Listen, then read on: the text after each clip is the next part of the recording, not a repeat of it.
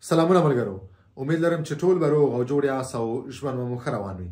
ملګرو، نن در سره ډیره یو مهمه موضوع باندې یو څو خبرې کول غواړم. امید لرم چې دغه ویډیو تاسو تر اخره وګورئ او د ملګرو سره شریکه کړئ.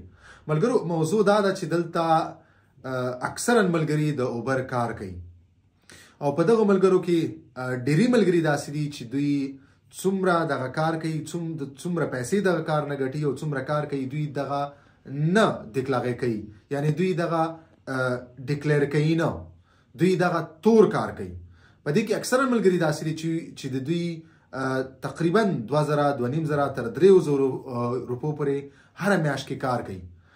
دغه عمر روپۍ د دوی اکاونټونو ته هر میاشت راځي، ولې دوی هر کله چې دوی د ډیکلاراسیون وخت راشي نو دوی 0 ډیکلاره کوي، یعنی دغه 1 روپۍ هم دوی نه ډیکلیر کوي.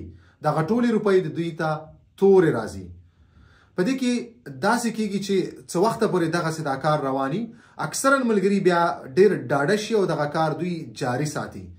خو اکثرا ملګرو سره داسې هم شوي چې اوس کنټرول شروع شوی دی. په دې کې اکثرا ملګري ګیر شوي دي او دوی پسې ډېرې غټې جریمې راغلي.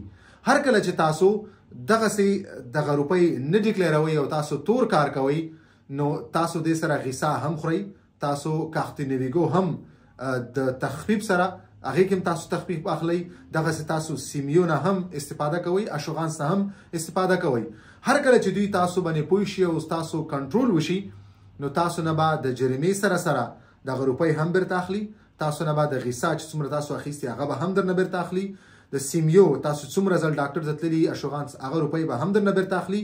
تاسو چې څومره وخت دپاره د کاخت نیویګو ډک کړی د تخفیف سره هغه به هم درنه بیرته اخلي او ورسره به تاسو نه جریمه هم اخلي.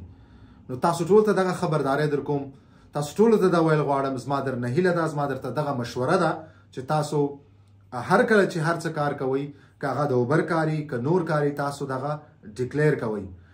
څو ورځې مخکې ما یو ملګری ولیدو چې هغه ډېر زیات تشویش کې و. هغه سپي 20,000 یورو جریمه راغلی وه. هغه همدغسې کړي وو، څه وخت د اوبر کار کړی و او د دغه روپۍ نه وې ډیکلیر کړې وي. د به هره میاشت 0 یعنی 1 روپۍ به هم نه ډیکلیر کوله. د به ورسره غیسه هم خوړله، کاخت نیویګو کې به هم تخفیف اخیستو، د سیمیو نه به هم استفاده کوله. نو دا ټول غیر قانوني کارونه دي. دغه ټول په تور کار کې راځي. دغه تاسو ته مشکل جوړولی شي.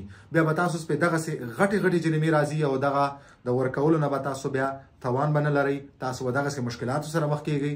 زه به همیشه تاسو ته سمه خبره کوم، همیشه به تاسو ته صحیح د قانون مطابق به مشوره در کوم، د قانون خبره به کوم، د قانون په اړه به خبره کوم.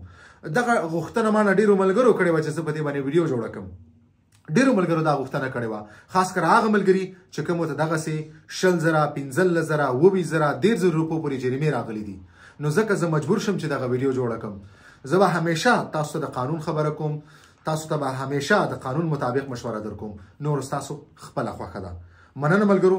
دغه ویډیو تاسو نه یو ځلې بیا دغه هیله ده چې دغه ویډیو د ډېرو ملګرو سره شریکه کړئ تر څو ټولو ملګرو ته دغه پیغام ورسي او دوی دغسې مشکل سره مخ نشي. ویډیو همدومره وه، په مخه مو ښه.